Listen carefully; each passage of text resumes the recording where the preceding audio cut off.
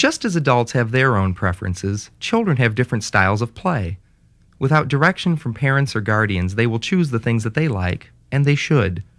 Children need the freedom to explore their own special interests, and we need to let them. Children have talents in many, many areas, and it just seems that so often what we focus on are whether they can say their ABCs when they're 18 months or whether they can read the word stop when they're 3 years old. And what we need to also look for and value and commend and get excited about are things like social skills. There are some kids who are absolutely gifted at being with people. They make people feel comfortable. They make people feel good. They're sensitive. They see another child crying, and instead of just running by them to the swings, they stop and notice and ask what's wrong, and they get help for that child. That's not common. That's an exceptional thing, and we need to look at that and think, wow, that child's terrific at that.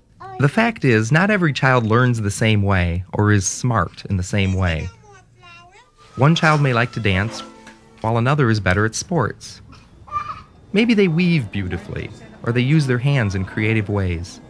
It's called multiple intelligences, and what that basically means is that there are many ways children can excel. What play does is give us clues as to where our children's strengths are, so we can encourage them. The child that may be the best leader might not be the best reader, but we need to value that leadership. We're going to need those leaders later on. There are all kinds of things. The artistic child, we need to say, okay, this child might not be the best mathematician, but he's going to make the world a more beautiful place. More than anything else, play gives children the freedom to explore and express themselves in their own personal style. And it gives us our clearest insight into our children's personalities and those special qualities that make them unique. What we really want is for our kids to excel at their own special thing. And we want to foster those differences. I think about a little boy whose mother was bold and brave enough to allow him to go out to the store with her wearing flippers and 2 blown-up balloons on his back as air tanks and a mask on his head.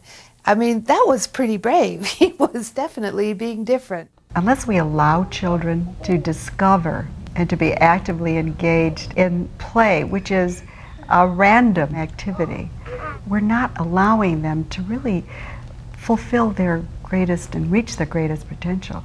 Far too much of what we give our children is structured, that we provide the rules and then they're meant to follow them. And I think of all the organized sports and lessons that kids do. It's really good for them to do those, but it's probably not as valuable for their future as leaders and problem solvers as when they pick up pieces and start a ball game in a field and make up their own rules.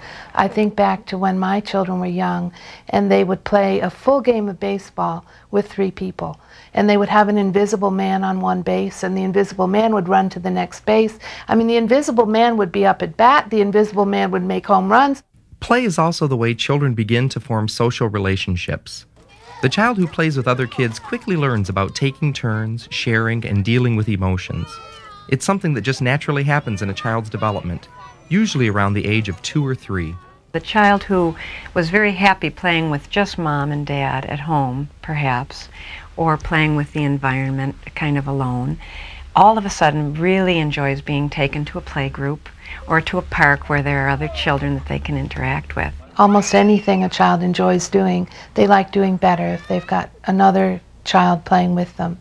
Social play is happening at a younger age in today's lifestyle, with 80% of the children in this country attending childcare by the time they are 5. But even though kids today are more comfortable playing with each other at a younger age, they don't really crave it until they are older and more developmentally ready to interact. The older they get, the more this interaction changes and takes on other meanings. There's 3 different kinds of play in essence. One is with adults, usually parents first, of course. The other is with peers, with friends. And is solitary play where children play alone and interact with their environment. And in each of those experiences, they develop something a little different. When the child plays with his environment, he gains a certain feeling of control and mastery and builds his skills. And when he plays with his friends, other children, he gains his social skills. He learns to cooperate and take turns and negotiate a problem that may come up between them. And when he plays with the adult, He often plays in ways that lead to very creative kinds of outcomes.